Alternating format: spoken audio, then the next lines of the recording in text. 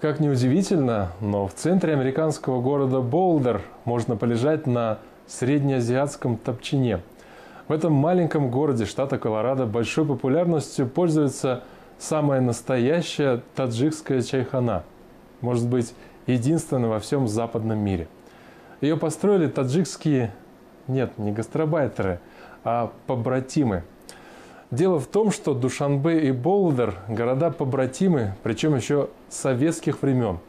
И история этой дружбы весьма интересна. Салам, Душанбе.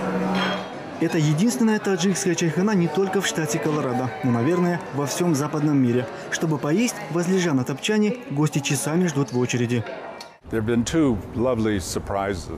Эта чайхана подарила нам два подарка. Во-первых, чайхана стала в Болдере самым любимым местом отдыха. А во-вторых, таджики городов Болдер и Денвер ежегодно отмечают здесь народный праздник Навруз. И мы с большим удовольствием участвуем. Этот праздник центральноазиатских народов по душе нашим людям.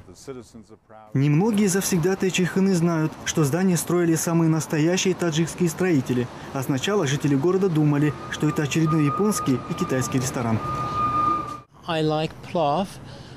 Больше всего мне нравится таджикский плов и лепешки. Когда я был в Душанбе, я каждый день ходил на рынок за горячими лепешками. Несколько лет назад я был в Душанбе и Худжанде. Я попробовал сих-кебаб, вкус которого я помню даже сейчас. Таджикская кухня действительно богата неповторимыми блюдами. Джозеф Степаник – один из главных идейных архитекторов и самой чайханы, и дружбы между городами. Душанбе и Болдер побратались еще в далеких 80-х. И именно Джозеф устанавливал дружеские связи, а теперь заслуженно пользуется плодами своих усилий на топчане. Мы регулярно с семьей и друзьями приходим сюда. Здесь удивительная обстановка, великолепные орнаменты и узоры. Прям глаз радует. Открытие этой чайханы связано с частью моей жизни. В 1998 году я вышел на пенсию и из Вашингтона переехал в Колорадо. И в этом же году построили чайхану. С того момента я не помню ни дня, чтобы я сюда не заходил. Недавно из Вашингтона приезжали знакомые. Я привел их сюда, и они были в восторге и заинтересовались, кто же построил это красивое творение. Я ответил, что это подарок наших таджикских друзей. Дружбу городов породила холодная война. В Колорадо намечалось строительство атомной станции, а Советский Союз критиковал это. Тогда колорадцы решили показать свое дружелюбие и обратились в посольство СССР с предложением установить дружеские связи с каким-нибудь советским городом.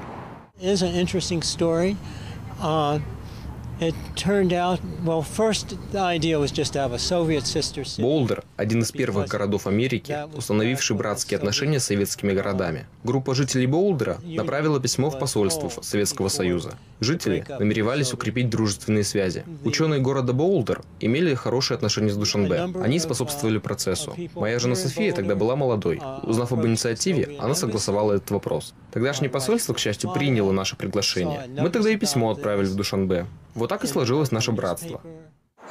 Американцы тоже преподнесли душанбинцам подарок. Сначала хотели построить американский ресторан, но, подумав, решили, что это будет образовательный центр с компьютерными и языковыми курсами. Деньги добровольно собирали простые горожане. Мы города-побратимы, и в знак дружбы между Душанбе и Болдером построили эту чайхану и отдали как подарок от таджикского народа. В ответ горожане Болдера построили учебный центр, интернет-кафе. Он был построен именно за счет простых людей города Болдера, а не организаций. Это тот самый образовательный центр в Душанбе. Бадыхула работает здесь преподавателем. Он прошел жесткий конкурсный отбор. Одно из требований – совершенный английский язык. Ведь весь учебный процесс проходит на иностранном. В нашем центре, кроме английского языка, также учат французский и немецкий. Изучаются компьютерные курсы и инновационные информационные технологии. Центр построили и сдали в эксплуатацию недавно. Он обошелся в 1 миллион американских долларов. Вся сумма – это добровольные пожертвования простых жителей маленького города Болдер. Наверное, им так сильно понравилась таджикская чайхана.